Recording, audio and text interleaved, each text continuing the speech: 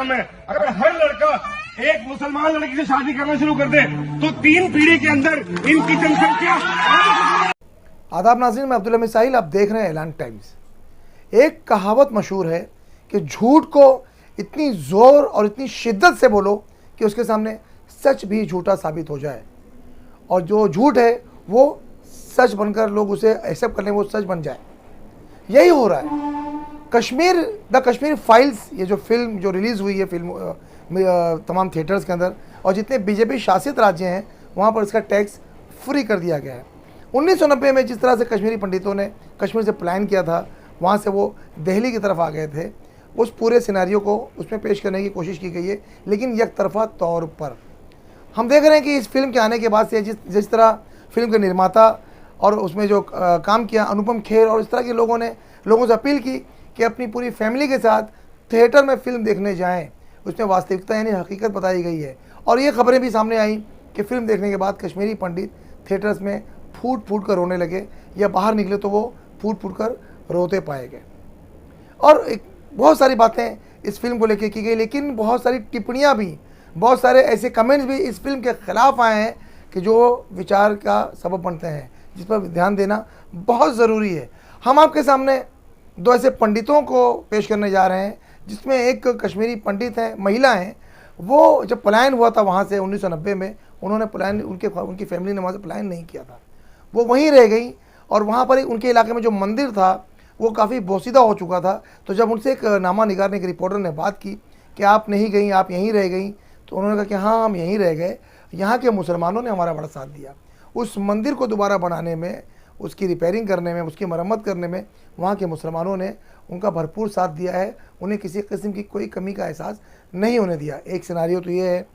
दूसरा सिनारियो हम आपके सामने पेश करेंगे अपनी इस रिपोर्ट में कि ये द कश्मीर फाइल थिएटर में चल रही है। फिल्म ख़त्म होने के बाद हमने देखा कि इस तरह की वीडियो है कि वहाँ तकरीरें की जा रही हैं, भाषण दिए जा रहे हैं। एक नौजवान खड़ा होता है, बहुत ज़्यादा जोशीला है और राष्ट्रवाद से भरा हुआ है। उसने अपनी स्पीच शुरू की और डायरेक्ट ये कहना शुरू कर दिया कि यहाँ पर मौजूद जो भी 20 और 25 साल के उम्र के जो नौजवान हैं, वो मुस्लिम लड़कियों से शादी करें और उनसे बच्चे पैदा करें।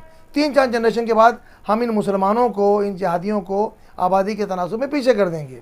उसने यहाँ तक, वो यहीं तक नहीं रुका, आगे कहता है कि हम यहाँ फिल्म देखने में लगे हुए हैं और मुसलमान इस वक्त अपने घरों में आबादी बढ़ाने में लगे हुए हैं। कितनी आपत्तिजनक बातें और कितनी नफ़रत एक विशेष समुदाय यानी मुसलमानों के ख़िलाफ़ इनके जहन में भरी हुई है, भरी जा चुकी है। और उस थिएटर में जहाँ पे एक ऐसी फिल्म चल रही है जिसमें जुल्म दिखाया जा रहा है, जुल्म की इंतहा दिखाई जा रही है, लोग जज्बाती हो रहे हैं और उनके सामने इस तरह की बातें की जा रही हैं। क्या ये देश हित की बातें हैं? क्या ये देश को जोड़ने की बातें हैं? मिस्टर प्राइम मिनिस्टर और मिस्टर होम मिनिस्टर, अभी आपकी जिम्मेदारी बनती है, क्योंकि ये आपका ही नारा है, सबका साथ और सबका विकास। अब सबका विश्वास की बात आ रही है। क्या आप मुसलमानों का विश्वास जीतने में कामयाब हैं? इस तरह का जो सिनेरियो बनाया जा रहा है, मॉब लिंचिंग्स और जो दूसरी तरह के जो सामने वाक़यात आ रहे हैं मुसलमानों के ख़िलाफ़, वो इसी नज़रिए की देन है।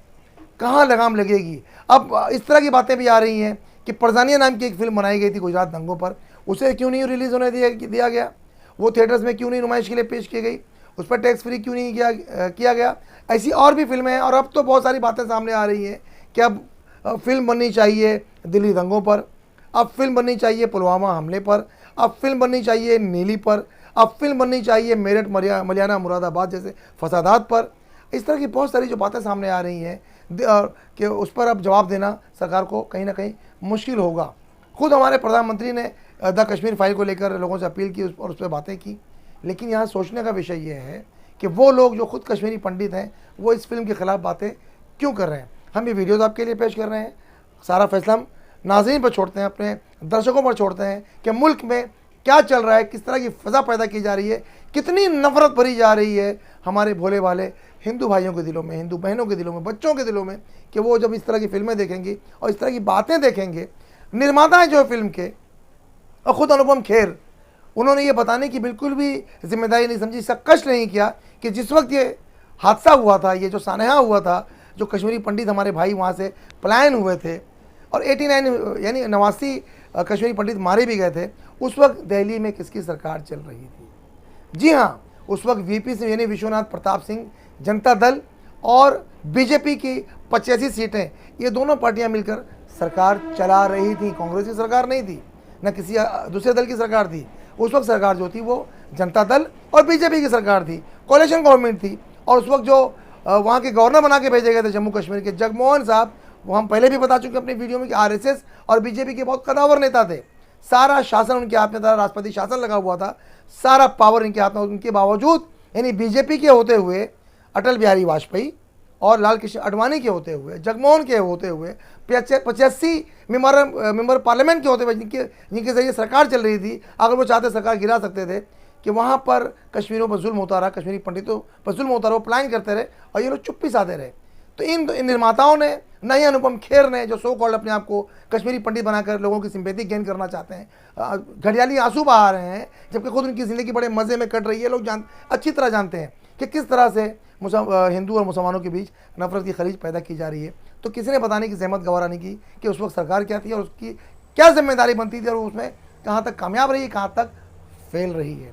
बहरहाल इस तरह की वीडियो, दोनों वीडियो हम आपके सामने पेश कर रहे हैं। एक वीडियो और है जिसमें एक महिला चिल्ला रही थिएटर में कि सिर्फ हिंदू बच्चों को दिखाया गया है, मुस्लिम बच्चों को क्यों नहीं दिखाया गया। उसने बहुत सारे सवाल रो रो के खड़े किए हैं। ये सारे वीडियो हम आपके सामने पेश कर रहे हैं, दर्शकों के सामने पेश कर रहे हैं, जो एक भारतीय होने के नाते कि किस तरह हमारे देश में नफरत की फिजा पैदा की जा रही है, हिंदू मुसलमानों को बांटा जा रहा है। क्या ये सब हमारे लिए और हमारे जो बच्चे हैं, जो आने वाली पीढ़ियाँ हैं, उनके लिए कहाँ तक घातक साबित होगा, कहाँ तक अच्छा साबित होगा, ये फैसला हम आप पर छोड़ते हैं। देखते रहें इस तरह की खबरों के लिए हमारा चैनल ऐलान टाइम्स, क्योंकि हम आप तक सिर्फ खबरें नहीं बल्कि सच पहुँचाते हैं। तो आज के दिन में आप ही का अकेला कश्मीरी पंडित फैमिली है जो यहाँ? हाँ, हम अकेले हैं कश्मीरी पंडित, हम अकेले हैं इधर। तो आपने इसका वो किया, मतलब आपके दिमाग में आया कि रिपेयर होना चाहिए? हाँ, हमारे दिमाग में आया कि ये बनना ही चाहिए। हम अकेले कुछ नहीं कर सकते थे, साथ हमारा मुसलमानों ने दिया, हम अकेले कुछ नहीं कर सकते थे। इन्होंने हमारा साथ दिया तो हम ये कर रहे हैं। इन्होंने साथ, इन सब कुछ उन्होंने किया, हमने कुछ नहीं किया है, मगर हम सिर्फ जो 20 साल 25 साल से कम है, अगर हर लड़का एक मुसलमान लड़की से शादी करना शुरू कर दे तो 3 पीढ़ी के अंदर इनकी जनसंख्या आधे से कम हो जाएगी। इनकी लड़कियों से शादियां करो, इनके बच्चे पैदा करना कम करो। हम यहाँ फिल्म देख रहे हैं, वो अपने घरों में अपनी आबादी बढ़ा रहे हैं।